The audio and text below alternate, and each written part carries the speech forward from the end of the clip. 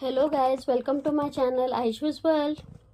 అలాగే దసరా అమ్మవారి కథల గురించి డే 1 నుంచి డే 9 వరకు ప్రతి కథ మీ ముందుకు తీసుకొద్దాం అనుకుంటున్నా. దానికి ఐషూ వరల్డ్ని సబ్స్క్రైబ్ చేసుకొని చిన్న సపోర్ట్ అందించండి. కొంచెం లేట్ అయిన డే 1 నుంచి డే 9 వరకు మొత్తం అన్ని కథల్ని మీ ముందుకు తీసుకొస్తాను.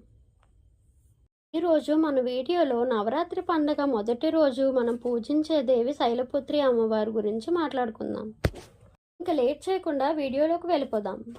నవరాత్రి పండుగ మొదటి రోజు మనం పూజించే దేవత శైలపుత్రి అమ్మవారు లేదా బాలత్రిపుర సుందరి దేవి కూడా. ఇలా అంటే పర్వతం, పుత్రి అంటే కుమార్తె, అంటే పర్వతరాజు కుమార్తె.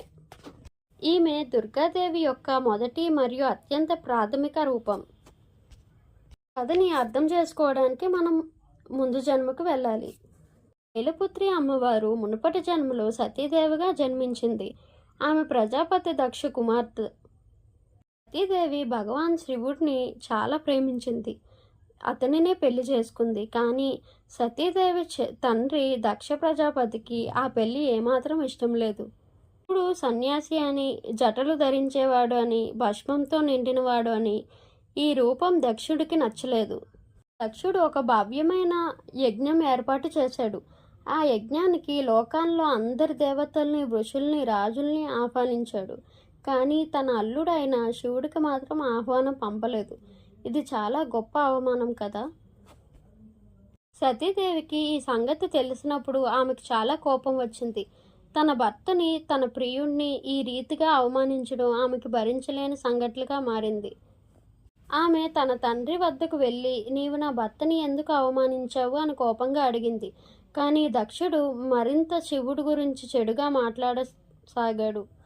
ఈ అవమానాన్ని తట్టుకోలేక సతీదేవి నిర్ణయించుకుంది, నేను దక్షుని కుమార్తెగా జన్మించడం ఇక నాకు ఇష్టం లేదు. ఆమె తన ఆత్మబలంతో తన శరీరాన్ని త్యాగించింది. యజ్ఞగుండంలో చుట్టూ ఉన్న అగ్నిలో దూకి తన ప్రాణాలను త్యాగించింది. సతీదేవి ఈ రీతిగా ప్రాణాలు వదిలినప్పుడు భగవాన్ శివుడు చాలా దుఃఖించాడు మరియు కోపంగా ఉన్నాడు.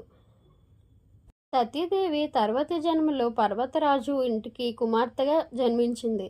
పర్వతరాజు కుమార్తె కాబట్టి ఆమె పేరు పార్వతి లేదా శైలపుత్రి అయింది. జన్మలో కూడా ఆమె హృదయంలో ఒకే ఒక లక్ష్యం, భగవాన్ శివుణ్ణే పెళ్లి చేసుకోవడం. ఆమె తన మునుపటి జన్మ నుండి తన భర్తగా ఎంచుకున్న శివుని కోసమే తపస్సు చేయడం ప్రారంభించింది. శైలపుత్రీదేవి అవతారం. శైలపుత్రి అమ్మవారు చాలా సుందరమైన రూపం కలిగి ఉంటారు. ఒక చేత్తో త్రిశూలాన్ని, మరో చేత్తో కమల పుష్పాన్ని పట్టుకొని ఉంటారు. ఆమె వాహనం వృషభం అంటే ఎద్దు.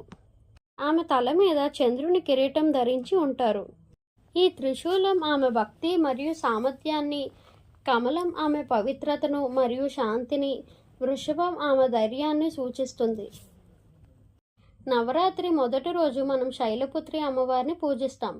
ఈ పూజ ద్వారా మన జీవిత యాత్రకు ఒక అద్భుతమైన బలమైన ప్రారంభం ఇస్తాం. ఆమెను పూజించడం వలన మనకు ధైర్యం, స్థైర్యం మరియు శక్తి లభిస్తుంది. మన జీవితంలోని అన్ని అడ్డంకుల్ని దాటి విజయం సాధించడానికి సహాయపడతారు. శ్రీ శైలపుత్రి అమ్మవారు మనలో ఉన్న శక్తి మరియు దృఢ నిశ్చయానికి ప్రతీక.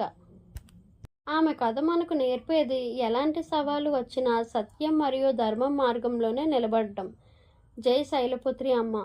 అలాగే ఎలాంటి టాపిక్స్ గురించి వీడియోస్ కావాలో కామెంట్ బాక్స్లో నాకు తెలియజేయండి. తప్పకుండా వీడియోని సబ్స్క్రైబ్ చేసుకొని వీడియోకి లైక్ చేసి మీ ఫ్రెండ్స్ అండ్ ఫ్యామిలీకి షేర్ చేయండి. అలాగే ఐషూ వరల్డ్కి ఫ్యామిలీ అయిపోండి. Always Aishu's family will be in Aishu's heart. Thank you. Bye bye.